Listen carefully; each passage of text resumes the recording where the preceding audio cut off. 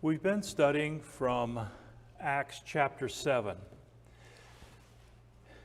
It's an important chapter inasmuch as Stephen has been arrested and taken before the Sanhedrin, and now he's given an account of himself, an account of the history of Israel.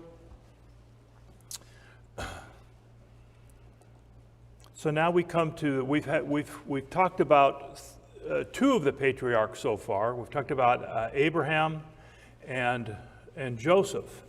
Abraham was the original Hebrew. He was called from the Ur of the Chaldees. He traveled up to Haran with his father. After his father died, and Abraham was 75, he went down into the land of Canaan, where God told him made him three promises. One, he would give his descendants the land that he was living in. Two, that he would have a son. And three, that through one of his relatives, all the nations of the earth would be blessed. And then he moves on. He talks about Joseph. And that was about all he had to say about Abraham. But the promise existed that he would have, that his descendants would inherit this land, he would have a son, and that through one of his descendants, all the families of the earth would be blessed. If you don't have that underlined in Genesis 12:3, you should. And then he talks about Joseph. Completely skips Isaac and Jacob and goes straight to Joseph, because Joseph was 17 years old, and his brothers hated him, probably because he tattled on them, something like that. And they hated him for it. And they saw him coming from afar off, and they said, let's kill him. Let's eliminate our problem. Let's kill him. But Reuben had more sense than the others did, and he said, no, we'll throw him in this cistern, and later on we'll return him to his father.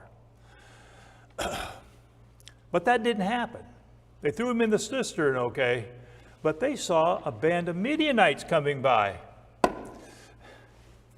And they say, hey, listen, we could turn a buck here. Let's sell him. So they sold him for 80 shekels of silver. And a shekel is a quarter of an ounce of silver. And Joseph found himself in Egypt.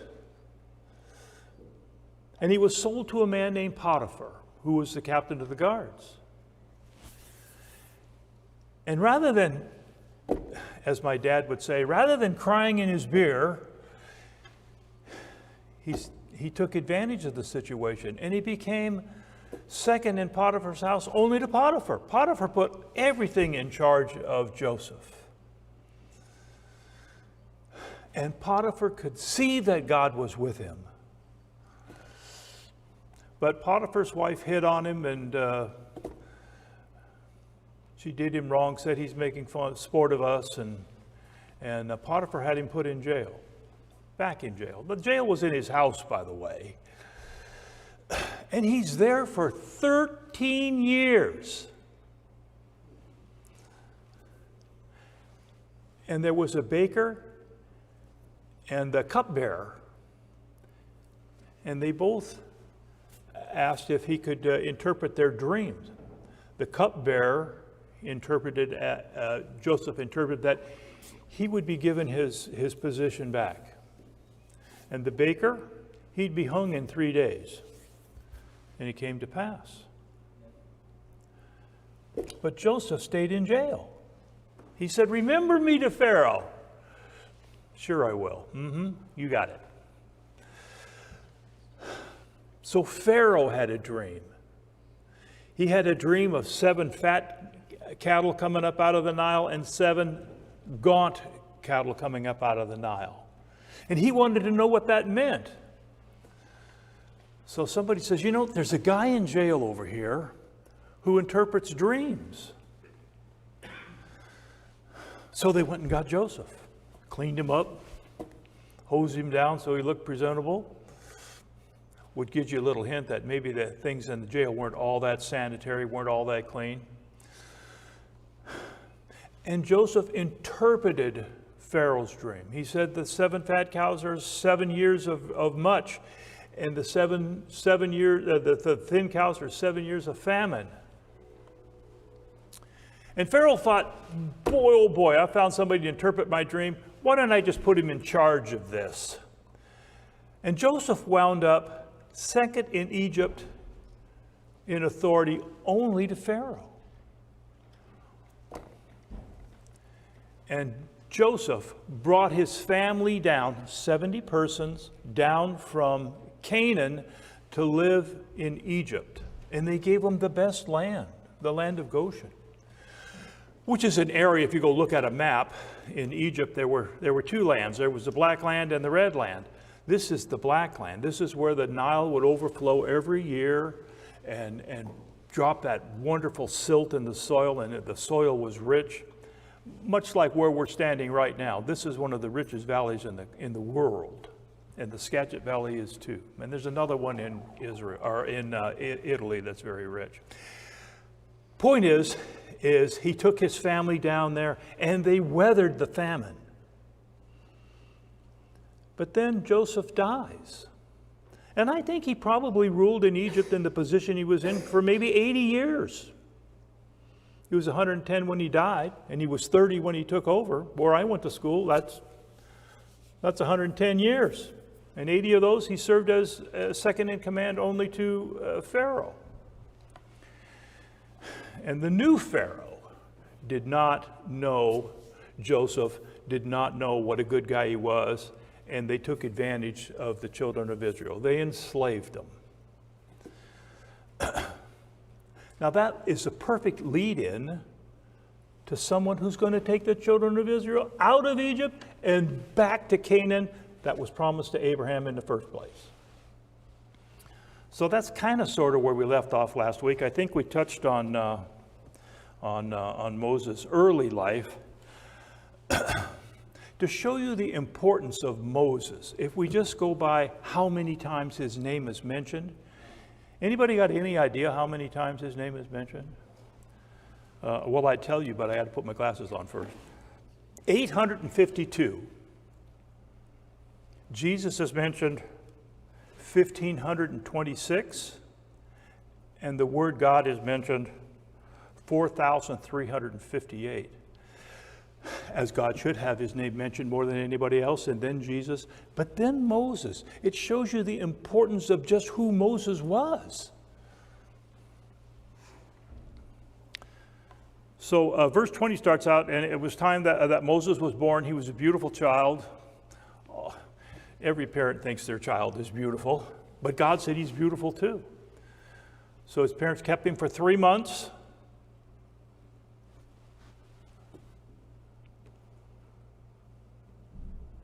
There you go. We'll get to that verse in just a minute. His parents kept him for 3 months. Couldn't keep him any longer. Put him in a basket, put him in the Nile, and Pharaoh's daughter pulls him out of the Nile and raises him as her own son. She knew he was a Hebrew.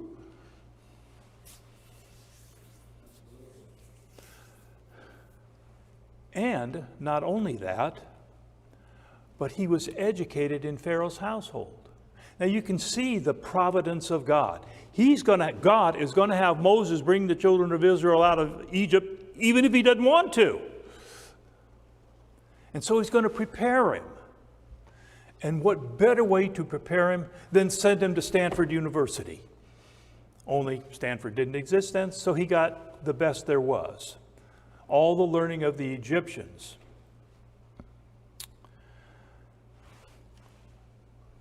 Just a minute, I got it here. Ancient historians like Josephus and Irenaeus and Philo all mention Moses. So to say that Moses wasn't a real person, well, here are some historians who said yes, he was. And he was trained in hieroglyphics, music, geometry, higher mathematics, philosophy, astronomy, literature, and the whole circle of arts and sciences. So Moses had a well-rounded education. He was no dummy. He was a smart guy. And he would need that intelligence in order to lead these people out of these stiff-necked people out of the land of Egypt.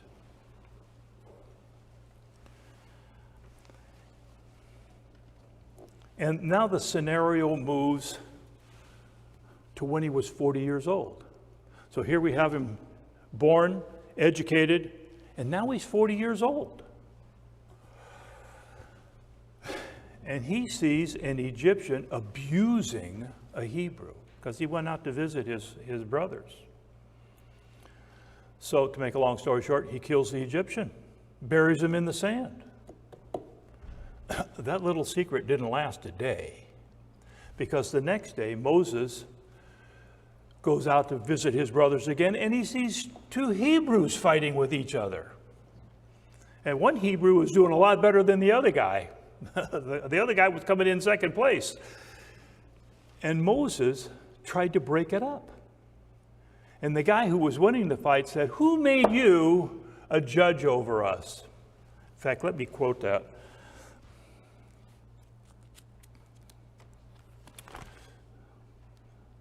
Yeah, he says, "Who made you a ruler and a judge over us? Do you not mean to kill me too, as you killed the Egyptian yesterday?" Oh, the jig is up. I got to get out of Dodge, because Pharaoh knows now, and he's going to kill me. So Moses goes to Midian.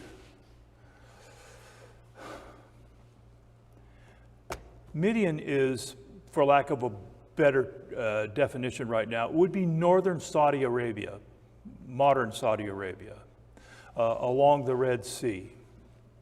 And there he spent 40 years. Now, when he left Egypt, he was a prince of Egypt. He was powerful. Oh, hey, the little arrow on my book. Yeah, okay. You know, if I didn't have to mess with this, I could do a better job. So the next day, he went to the land of Midian, left all the power and the prestige that he had in Egypt, and became a shepherd. He was a shepherd for 40 years. And he fathered two sons, Gershom and Eleazar.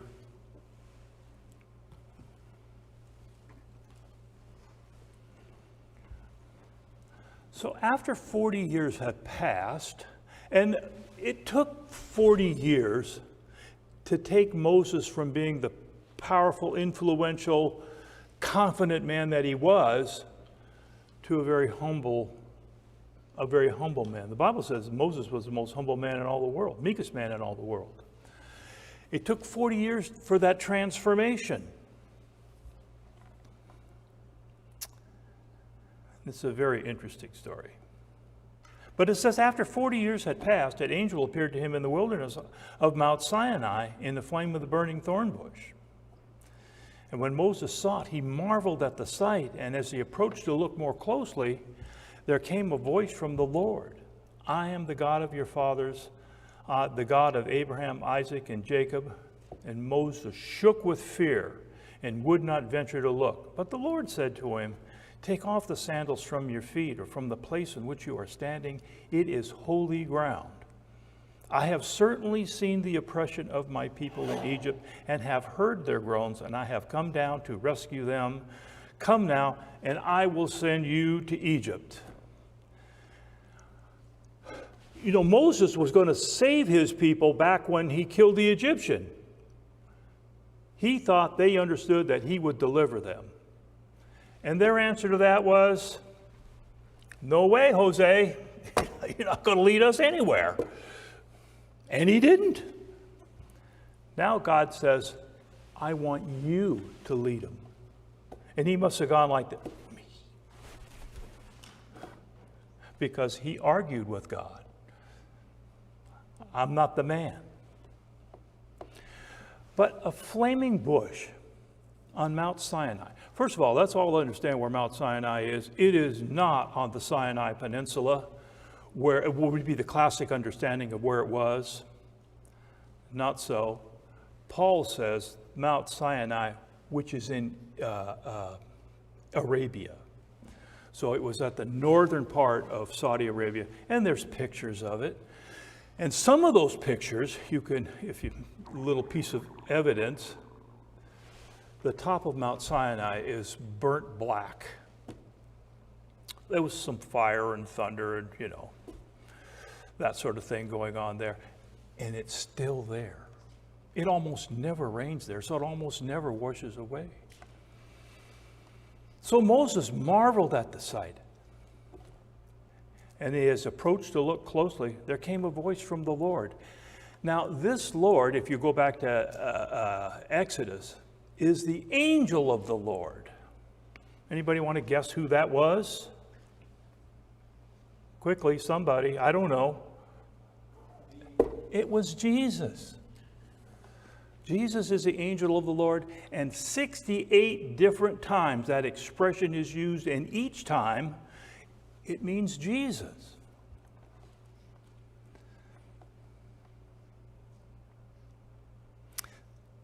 And he said, I'm the God of Abraham, Isaac, and Jacob. Abraham, Isaac, and Jacob are dead. But he doesn't say, I was the God of Abraham, Isaac, and Jacob. He said, I am the God of Abraham, Isaac, and Jacob, as if they're still alive. Are they? Yes.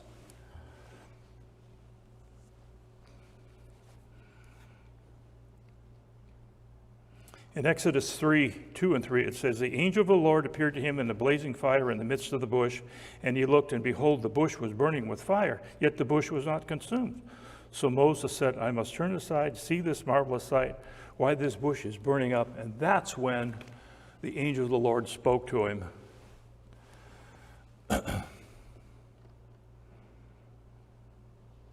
And said, I am the God of Abraham, Isaac, and Jacob. It's interesting because I give this a lot of thought. If we were to meet God, would we be like Moses and shake with fear? Should we? There should certainly be some reverence there. He's our Father. We address him as Father, and we should look upon him as our Father. Moses was scared to death. So I hope when I die and I finally do meet God, he pulls me into him and gives me a big hug like a father would and say, well done.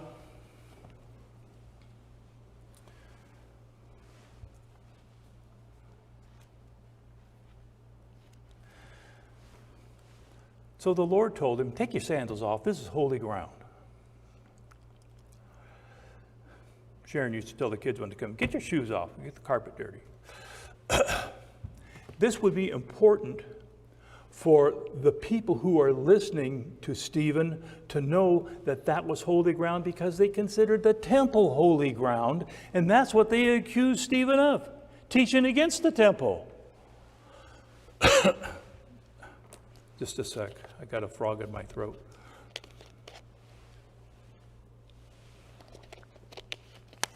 I coughed all the way down here. I thought I got it out. So God told them, I have certainly seen the oppression of my people.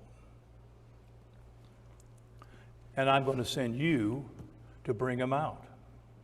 And that's where Moses debated with God. That is not recorded in Acts 7, but it certainly is in Exodus. He said, I'm slow of speech. I can't speak. And God remedied that by giving him Aaron, his brother, who is an eloquent speaker.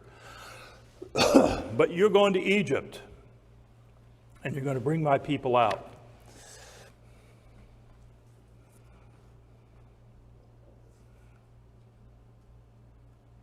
In Exodus 3:7 through 10, it says, the Lord said, I have surely seen the affliction of my people who are in Egypt, and have given heed to their cry because of their taskmasters, for I am aware of their suffering. So I have come down to deliver them from the power of the Egyptians, and to bring them up to the land, to that land that is good and a spacious land, to a land flowing with milk and honey, to a place where the Canaanite and the Hivite and the Amorite and the Perizzite and the Hivites and the Jebusites. Now behold, the cry of the sons of Israel has come to me. Furthermore, I have seen the oppression to which the Egyptians have oppressed them. So God is aware that the Egyptians are oppressing the Hebrews. And his solution is, God's solution is, I'll send you, Moses, and you'll bring them out.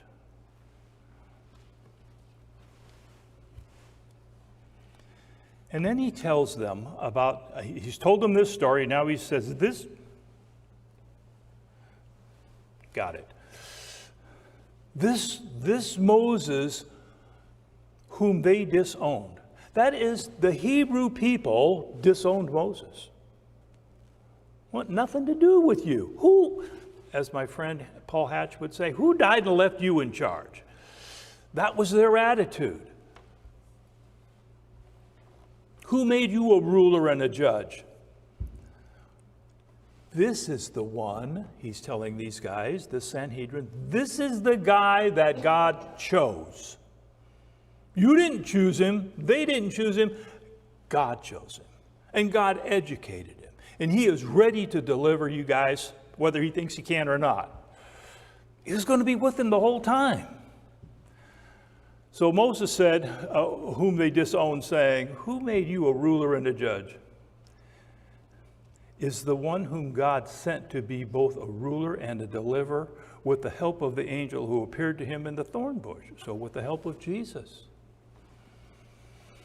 This man led them out, performing wonders and signs in the land of Egypt, and the Red Sea, in the wilderness for 40 years.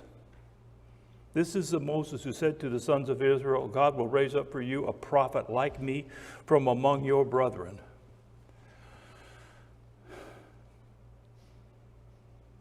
Did Moses perform any miracles to sort of convince maybe the Egyptians that, not only the Egyptians, but the Hebrews too, that he was God's representative? Anybody can answer that. There were a few, just a couple, sort of get Pharaoh's attention, as it were.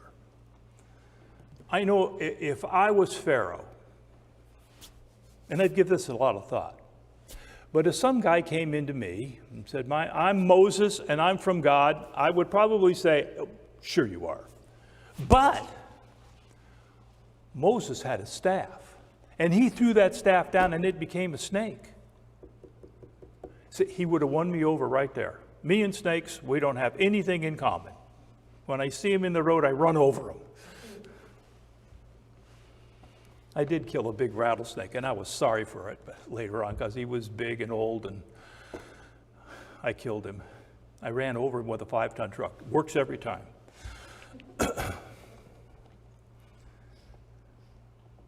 But Pharaoh's magicians, who were good magicians, also had staffs, and they threw them down, and they became snakes. Wow. Only Moses' snake ate their snakes. I'd be impressed with what Moses was doing. But Pharaoh blew the whole thing off. And by the way, when Moses and Aaron spoke to Pharaoh the first time, they said, if you don't let my people go, I'll kill your firstborn. Do I have your attention now? No. Pharaoh, in all likelihood, had never been talked down to. It would cost you your life. But that was the first meeting that those two had. And of course, after that, 10 times Moses called a curse on those people.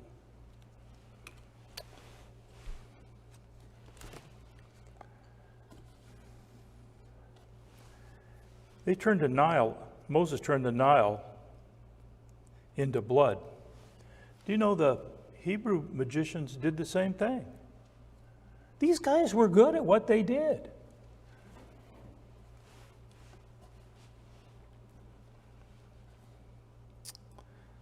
And then Moses produced frogs.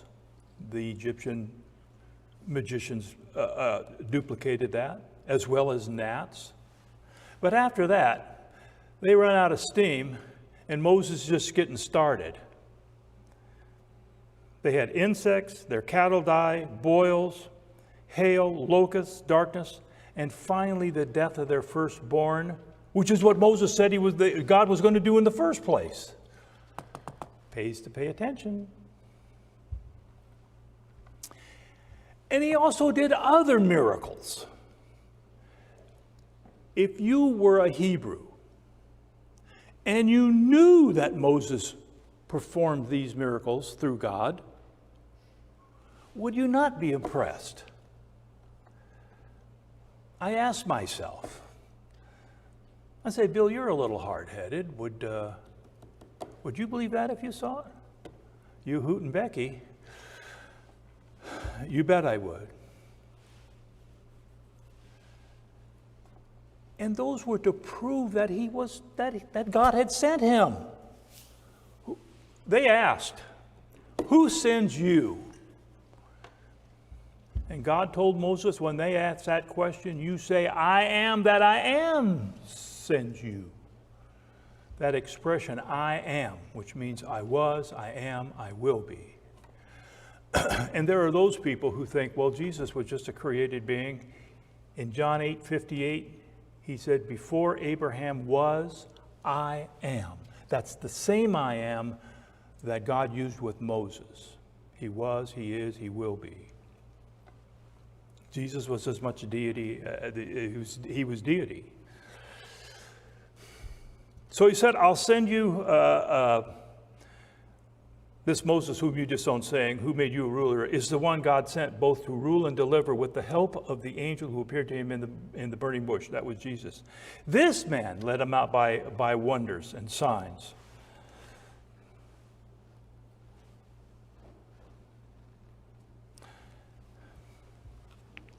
Doo-doo. Okay. Oops, wait a minute. One more time. Yes. Go back for a second. What if I said no? Then I guess we keep on going. Let's see, verse 37 there, where it says, this is the Moses who said to the sons of Israel, God will raise up for you a prophet like me from your brethren. Mm-hmm.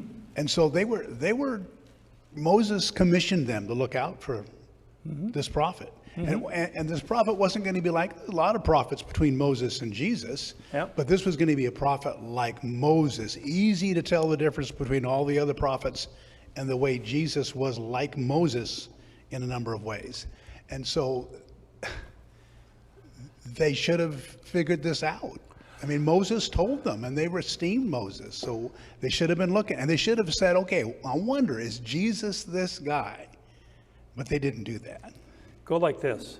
Yeah. Yes, Jesus was that person. He was, but they should have been asking that question, because Moses said, you got to wait for this guy to show up, and they weren't doing that. No. So what showed them to be, and the whole point here is that they show them to be as stubborn as these Jews were back then too, as we'll see in just a minute. You go on and see how so they were just as bad. I take it that, for lack of a better expression, it just blew past them. Right, like that. Yeah, move your head or you get hit with it. They knew, actually from the time of Abraham, when Abraham was made that promise that through one of your descendants, all the earth, all the families of the earth will be blessed. Now, I don't know what time that Moses wrote that, but I'll bet you a nickel that it was also translated verbally. So they knew that a promise had been made to Abraham. They knew that this land someday would be theirs. And they knew that one of his descendants would bless the world. But it went right past them. Someone asked,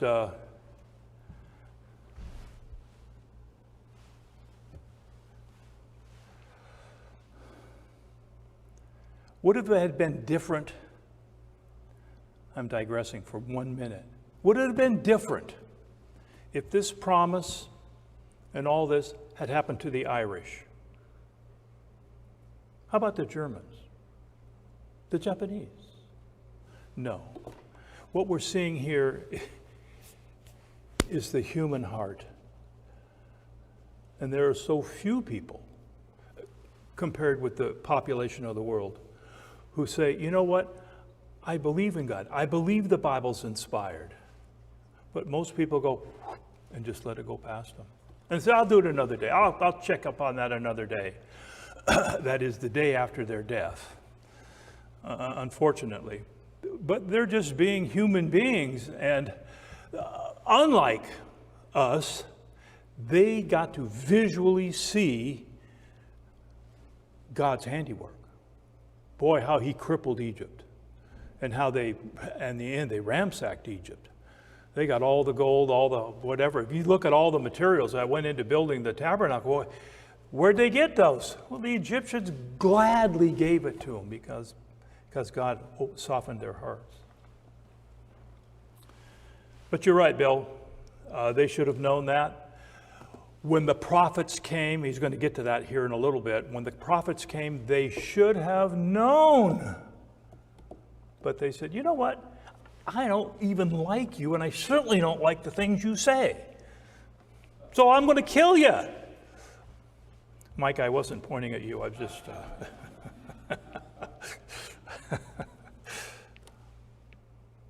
Okay. So this is the one who was in the congregation in the wilderness together with the angel who was speaking to him on Mount Sinai, who was with our fathers. Who was the angel? Jesus. And it was Moses who brought the children of Israel to Mount Sinai. He was going to introduce them to God. And they didn't like all that thunder and lightning and peals of thunder, and I'm scared. So Moses went up on the mountain and got the 10 Commandments as well as the law.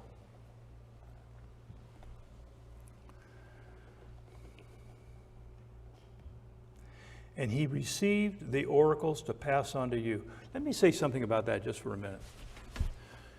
If he received the law, and he did, and the 10 Commandments, and he gave them to the children of Israel, they knew what the will of God was. And to their benefit, they had scribes who translated those, or actually didn't translate, they copied those 10 Commandments as well as the law, and they did it perfectly. If they copied a sheet, and they used papyrus, they also used leather, they used some other materials. But if they made a mistake right at the last word, they'd crumple the whole thing up, throw it away, and start over. They were meticulous about how they kept the oracles of God. They weren't the least bit interested in following them, but they kept them perfectly. This is a group of people, this is my opinion, so you can disagree with me. But if you agree with me, you'll really be smart. They worship their worship. You know, the ceremonies, the once a year the high priest would put on those beautiful garments and go in and make atonement for the people. They worshiped that. But they didn't worship the God who gave it to them. There were always faithful people. But not as many. They should have all been faithful. But instead we get one here and one there. And so Moses went up on the mountain to receive the oracles of God. And it says, our fathers were unwilling to be obedient to him, but repudiated him in their hearts and turned back to Egypt. Their hearts turned back to Egypt, saying to Aaron, make for us gods who will go before us. For this Moses who led us out of the land of Egypt, we do not know what has happened to him. Anybody know what repudiate means? That means I don't have any confidence in you at all. Again, Mike, I looked your way, but I'm not looking at you. It means not to recognize. It's not to be valid. They rejected him. They disowned him. This is their attitude toward the man that God gave him these gifts to show that he was from God. I just sort of have to think to myself, how could these people be so stubborn? And then they want to go back into Egypt where they were slaves.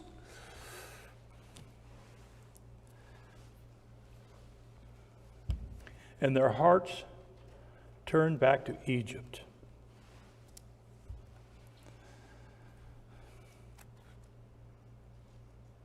This is the second time that it shows that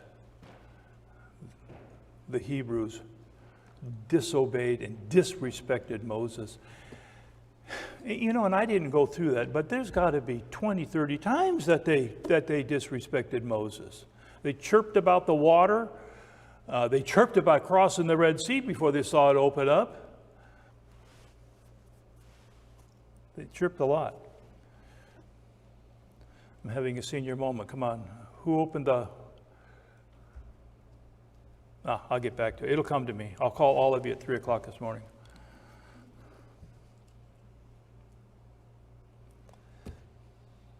Boy, it bothers me when I forget names. All you young people have this to look forward to. So they said, Moses is up there. He brought us out of the land of Egypt, but we don't know what's happened to him. So let's ask his brother, who was the high priest, to make us a calf, a golden calf, like a god, and take us out of this place. It shows you that Aaron was a goldsmith. And they must have had certain privileges that maybe the common slave didn't have, because Aaron left Egypt, went over to Midian to meet with his brother Moses. And probably because he was such a valuable commodity, someone who could work with gold. And the Bible does have some humor in it. It's not recorded here, but it is in Exodus, where Aaron said, throw your silver and gold, throw your gold in this pot. And when Moses challenged him, where did this come from? He said, well, we threw our gold in this pot, and this calf jumped out. Well, if you're going to tell a lie, you might as well tell a whopper. And that's what Aaron did. This calf jumped out.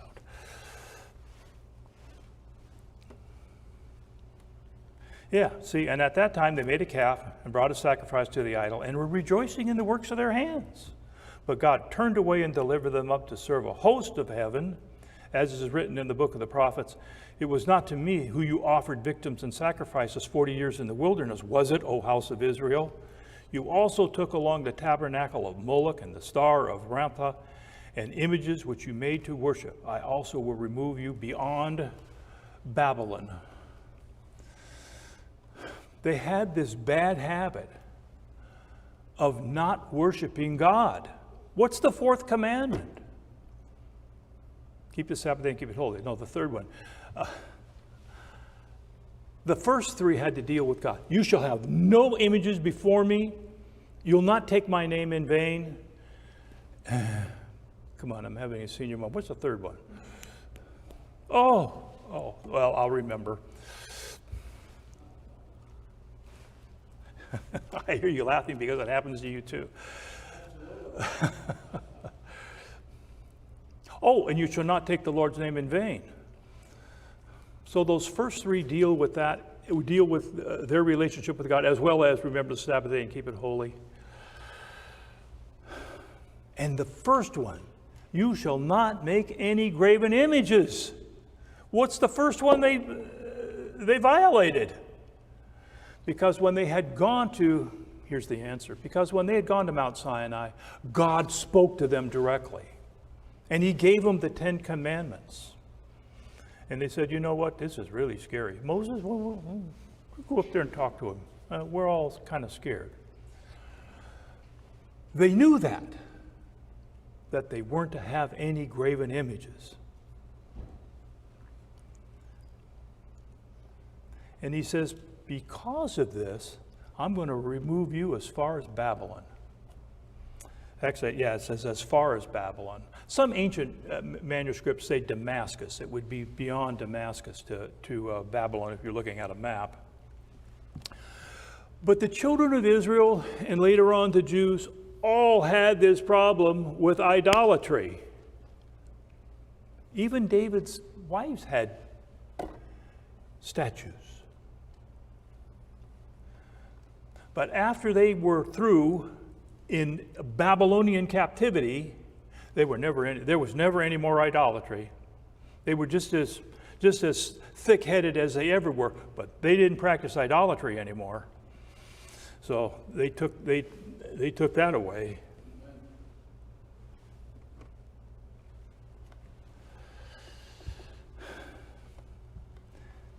It says, our fathers had the tabernacle of testimony in the wilderness. In Exodus 20 and forward, really to the end of the chapter, is how they built the tabernacle.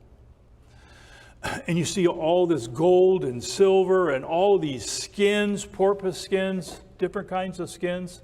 Where'd they get all that stuff? Yeah, they didn't get it from Prime. They got it from the Egyptians. The Egyptians just gave them everything they wanted, and God gave them a heart to give. So they had the tabernacle in the wilderness, just as he spoke to Moses, directing him to make it according to the pattern with which he had seen. So Moses saw the